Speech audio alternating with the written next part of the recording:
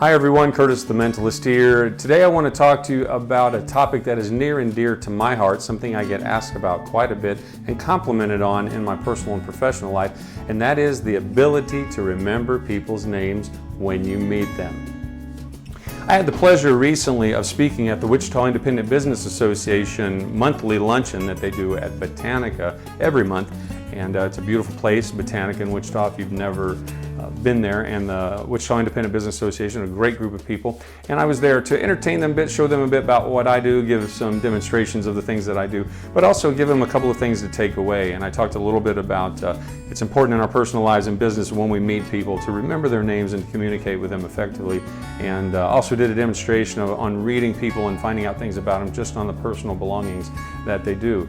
Great bunch of people, and those were a couple of the takeaways that had to do with names I wanted to share, with remembering names, and I wanted to share some of that with you here today. So let's get to it. I am forever being told by people that it's so embarrassing that you meet someone, you shake their hand, you say, "Hi, I'm Curtis, what's your name?" And 5 seconds later you've forgotten it. And I'm telling you, the reason why that is, mainly is that you didn't listen in the first place. And then to make matters worse, most people go around telling themselves, you know, I'm just terrible at remembering names. I'm just terrible at remembering names. Well, that's part of the reason right there. During the course of any show, I'm standing up several people and I'm asking them their names, and I'm remembering it virtually every time. I mean, I have my moments when I do forget or confuse a name or think I heard a different name or something like that. But for the most part, I hit it most of the time, and people are constantly saying, how do you remember everyone's name during a performance, after a performance?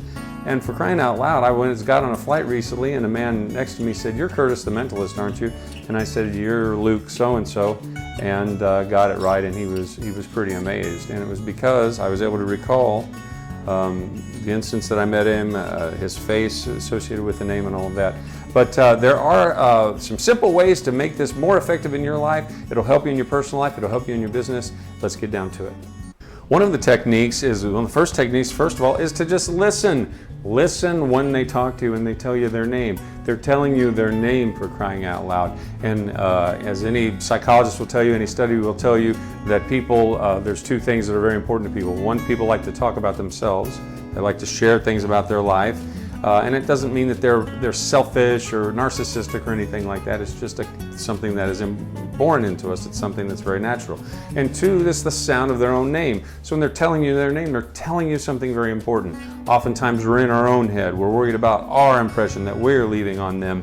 And we're thinking about that. We're thinking about how we're standing. We're thinking about how we are projecting ourselves. And the truth is, the other person's probably not paying attention to you either. So if you actually remove yourself and break through that wall of thinking so much about what you're focusing on, about projecting your own self and your own self-image, and actually listen to what they say. First of all, point number one is to just simply listen. Tune everything out while you're talking to them for those few moments, and that by itself will go a long way. Now let's move on to point number two. Point number two is to just simply say the name back to them, and make sure that you're pronouncing it correctly. Make an effort to pronounce their name. If they say their name is Ahmed, say Ahmed. There's nothing wrong with that.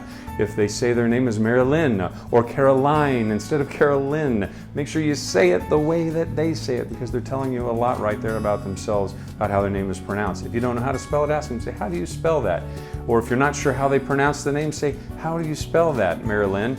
And they will spell it for you gladly, because most people want you to get it right.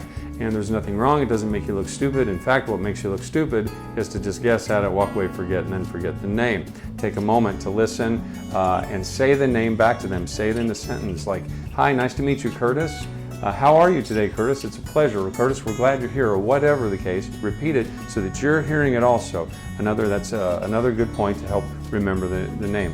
Now let's get down to the little tricky parts about locking that name in. One of the tricks that I use to remember complicated names, or to remember names that I'm having a struggle with, is to take something about their face, or something about their deportment, or what they're wearing as I'm meeting them, and make it into an image in my mind that will relate me to their name. Let me explain this a little further. Like, one of my favorite examples of this is the name Alexander. Alexander. Even if someone says my name is Alex, it could be a man, it could be a woman, and they say their name is Alex, what I actually picture them doing is licking sand. Now, if you're wondering why, you can see that that's an absurd image, but when you say the name Alexander, there's that funny phrase in there that sounds like they're saying lick sand. And that's just one of my own personal techniques that I learned many years ago for that particular name. So I'm picturing this person, I see their face actually licking sand on a beach somewhere. As absurd as it sounds, it works, and it's sort of a mnemonic, but a picture of sort, because especially if you're a man, you think more in pictures than anything, than abstract ideas. So if you take something like their name, for example, more common names for me, like the name Brian, I actually picture a brain, because you invert the letters and I think brain, Brian. Or I think a very close friend of mine, Brian, who has a very striking appearance, and I put them in this person's shoes, wearing this man's clothes, or doing what this person is doing, and I remember that's Brian because they remind me of the friend Brian. The key to this is to take something that you already know, or something that you can create in your mind that's absurd, and link the thing you're trying to remember to that person's name. So when you see their name, listen to say it back to them, and as you're learning a spelling or something, use something unusual about that to lock in their name and associate it with that person, their look, or whatever. It does take practice, but I guarantee you the more you do this, the more you do this with your mind and make an effort to do that, names will just start coming back to you. Well, that's all I've got for you this month, folks. Hopefully you enjoyed these tips. I know these are very effective. I use them myself. I'm not telling you to do something I wouldn't do or something I just learned out of a textbook and made a video about. These are things I do in my personal life and in my professional life that have really made a difference for me in my business and in my personal life as well. If you'd like find out more about me, you can find me on the internet at curtisthementalist.com. I also have a monthly show that plays in Wichita at the Looney Bin Comedy Club, a comedy mind reading show called The Mastermind Show. And you can find out more information about that at mastermindshowcomedy.com. Tickets and show times can all be got through the website there. And that show does travel around. It's not just in Wichita, but in Wichita we play the first Saturday of every month at 5 o'clock. So you can go on the website there. You can also find me on Facebook at Curtis the Mentalist, The Mastermind Show Wichita on Facebook as well. Reach out, leave some comments.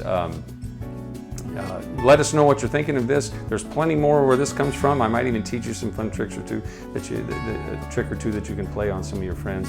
But anyway, hopefully you enjoyed this. I'm enjoying coming at you with these every month, and I hope you're having a great summer. See you next month on Brevity Live.